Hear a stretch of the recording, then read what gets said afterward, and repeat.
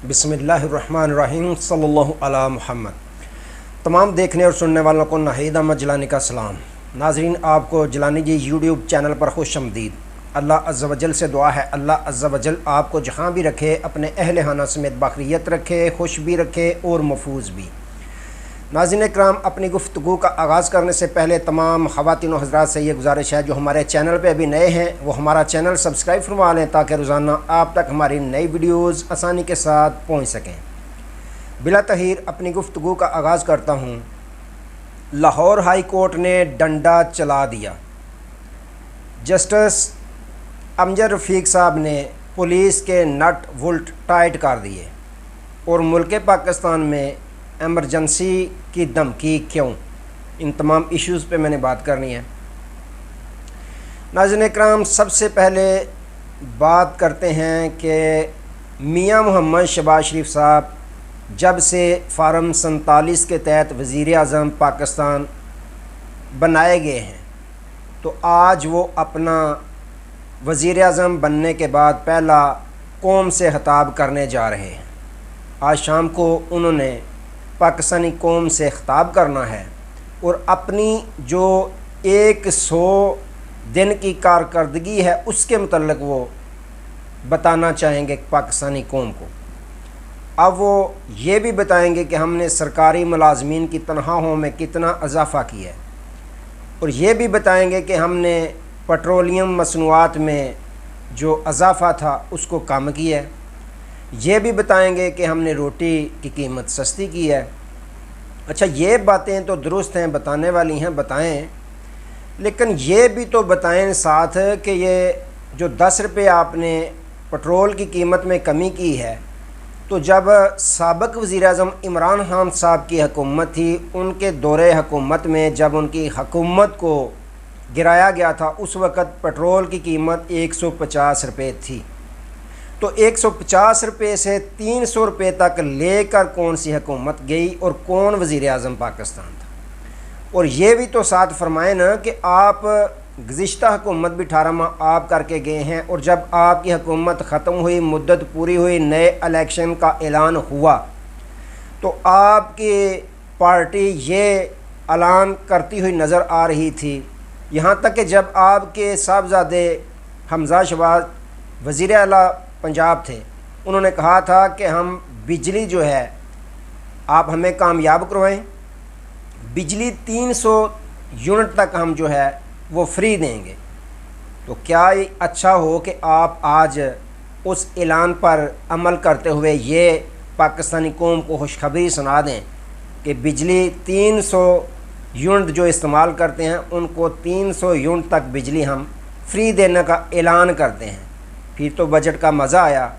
तो मुसीबत ये है कि इस हुकूमत को अब ये भी कहना नहीं पड़ता कि ये महंगाई जो थी ये साबका हुकूमत का किया दर है, ये भी नहीं ये कह सकते। उसकी वजह क्या है कि साबका हुकूमत भी नहीं की थी।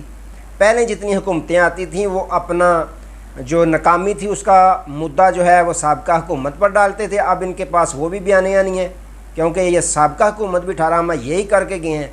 तो आज क्या ये अच्छा हो कि आप ऐलान कर दें जो आए रोज़ 4 रुपये 5 रुपये बिजली की यूनिट में आप इजाफ़ा करके गरीबों का बुरा हाल कर रहे हैं, उस पर भी आज कुछ बताएं कि आप 300 यूनिट फ्री दे रहे हैं या नहीं दे रहे।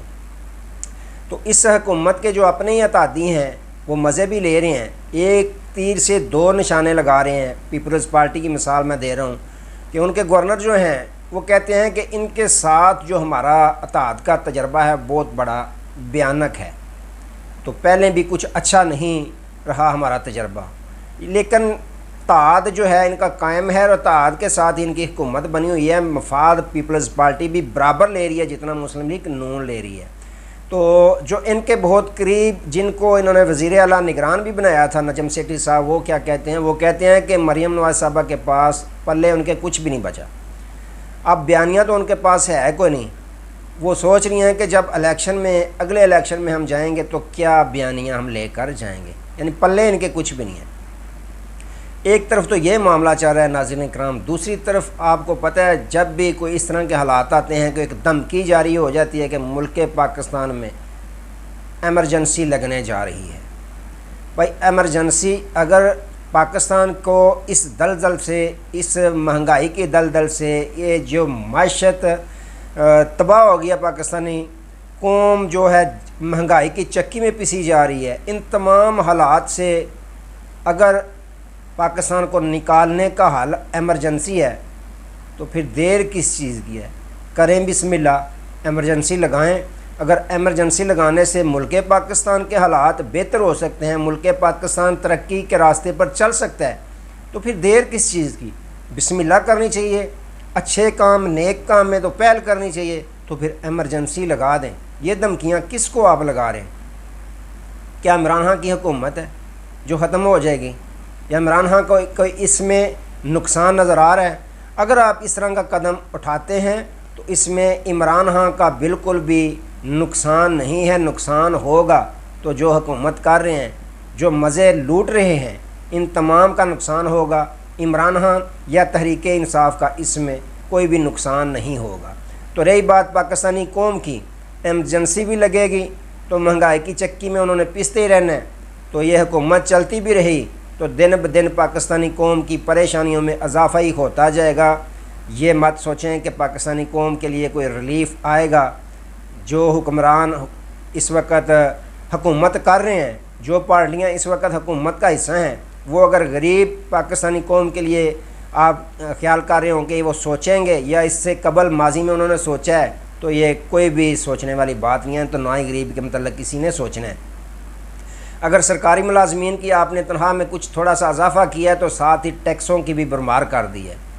तो सोशल मीडिया पे मैं देख रहा था, बड़ा मजाक चल रहा था कि एक वालिद कहता है कि दोपहर का खाना जिसने नहीं खाना उसको मैं 100 रुपया दूँगा, जो सरबराह घर का। तो घर वालों ने कहा हमें 100 रुपया दे दें, हमने खाना नहीं खाना। उन्होंने 100 रुपया ले लिया तो भूख बर्दाश्त कर ली। रात का जब वक़्त आया तो सरबराह कहता है भाई जिसने खाना खाना है वो 120 रुपया दे और खाना खा ले। तो ये है हमारा 2024 का बजट। इसकी इस तरह की मिसालें लोग दे रहे हैं। अच्छा नाज़रीन इकराम, ये तो होगी बात सियासत की। अब लाहौर हाई कोर्ट का रुख करते हैं कि लाहौर हाई कोर्ट के जस्टिस अमजद रफ़ीक साहब ने आज बड़ा डंडा चला दिया। आपको मालूम है कि पाकिस्तान तहरीक इंसाफ के चेयरमैन ने भी साफ़ियों से गुफ्तगू करते हुए ये कहा था कि हमारे लोगों को अगवा किया जा रहा है, उठाया जा रहा है। उन्होंने ये भी बताया था कि अज़हर मशवानी के भाइयों को उठा लिया गया और डॉक्टर शहबाज गिल के भाई को उठा लिया गया, जो लाहौर के इंफॉर्मेशन सेक्रेटरी वकास हैं उनको भी उठा लिया गया। तो इन तमाम लोगों के केस लाहौर हाई कोर्ट में चल रहे थे। अज़हर मशवानी के भाइयों का जो केस है उसमें भी फ़ैसला कल जज साहब ने महफूज किया। तो इसी तरह डॉक्टर शहबाज गिल साहब के भाई हैं जो ग़ुलाम शबीर साहब, बकौल डॉक्टर शहबाज गिल साहब के उनका सियासत से कोई लेना देना नहीं, लेकिन उनको भी अगवा कर लिया गया। लाहौर जैसे शहर से यहाँ CCTV कैमरे हर गली हर मोहल्ले में नज़र आते हैं, लेकिन इन तमाम सूरत हाल के बावजूद उनको उठा लिया गया। कसूर क्या है वो सबको पता है कि तहरीक इंसाफ के साथ वो बस्तगी उनका कसूर है। आपको मालूम है जस्टिस बाबर सत्तार और जस्टिस मोहसिन अख्तर कियानी साहब ने जो फ़ैसले किए हैं, जो लोग लापता हुए थे उनके केसों में, यहाँ तक कि कल के वीलॉग में भी मैंने बताया कि आज़ाद कश्मीर का एक और शख्स लापता हुआ, उसके मामले में भी उन्होंने तमाम अदारों के सरबराहान को तलब कर लिया, नोटिस जारी कर दिए और उन्होंने ये कहा कि हम बुलाएंगे ये खुफिया अदारे, खुफिया एजेंसियों के लोगों को कि ये लापता जो हो रहे हैं लोग कहाँ जा रहे हैं, मट्टी खा रही है, ज़मीन खा गई है, कहाँ जा रहे हैं हमें बताया जाए। हमें इस पर तहफ़्फ़ुज़ात हैं, हमें बताया जाए, वजाहत की जाए कि कहाँ जा रहे हैं। ऐसे कामों से लोगों में प्यार मोहब्बत नहीं बढ़ती बल्कि नफ़रतें बढ़ती हैं। तो नाज़रीन इकराम, आज जस्टिस अमजद रफ़ीक साहब ने भी उनकी जो डॉक्टर शहबाज गिल साहब हैं उनके भाई के केस में उनकी बाजियाबी के लिए आज की तारीख़ दे रखी थी, और जब बाजियाब उनको नहीं करवाया गया तो जस्टिस अमजद रफ़ीक साहब ने अपना डंडा चला दिया। उन्होंने जो मॉडल टाउन के SP और ASP हैं दोनों को मुअत्तल करने का हुक्म जारी कर दिया और साथ ही IG साहब को ये हुक्म जारी किया कि आप किसी आला अफसर को उनकी जगह तैनात करें। और 21 जून तक उन्होंने दोबारा तारीख़ दे दी है कि 21 जून तक पूरी कोशिश करके उनकी बाजियाबी करवा कर उनको अदालत पेश किया जाए। तो नाज़रीन कराम, इसी तरह जिस तरह जस्टिस बाबर इफ्तिखार साहब ने सख्त आर्डर जारी किए थे और जस्टिस मोहसिन अख्तर कियानी साहब ने सख्त आर्डर जारी किए थे, जिसकी वजह से जिसके सख्त आर्डरों के बाद जो फरहाद हैं, अहमद फरहाद शायर, उनकी बाजियाबी मुमकिन हुई। तो आज जस्टिस जो लाहौर हाई कोर्ट के हैं अमजद रफ़ीक साहब, उन्होंने भी डंडा चला दिया, उन्होंने भी बड़ा हुक्म जारी कर दिया। अगर कहें कि पंजाब पुलिस के नट वोल्ट उन्होंने आज टाइट किए हैं तो ये कहना दुरुस्त रहेगा। तो आज उन्होंने उनकी मुअत्तली का बाकायदा हुक्मनामा जारी कर दिया है। तो अगर जज साहबान इसी तरह के फ़ैसले, इसी तरह के स्टैंड लेंगे तो फिर लापता जितने भी हैं वो भी बाजियाब होंगे। और जो भी 2 नंबरियाँ हो रही हैं, गलत FIR हो रही हैं, सियासी पर्चों में धरा जा रहा है, ज़मानतें नहीं दी जा रही, ज़मानतों के बावजूद रिहाई नहीं दी जा रही, तो वो भी वक्त बहुत करीब है कि वो भी सब के सब मामले दुरुस्त होते हुए आपको नज़र आएंगे। तो नाज़रीन कराम, आज के लिए इतने, दोबारा नए मौजू के साथ आपकी खिदमत में हाज़िर होंगे। तब तक के लिए इजाज़त दीजिए, अपना बहुत सारा ख्याल रखिएगा और अपने इस चैनल का भी। अल्लाह हाफ़िज़।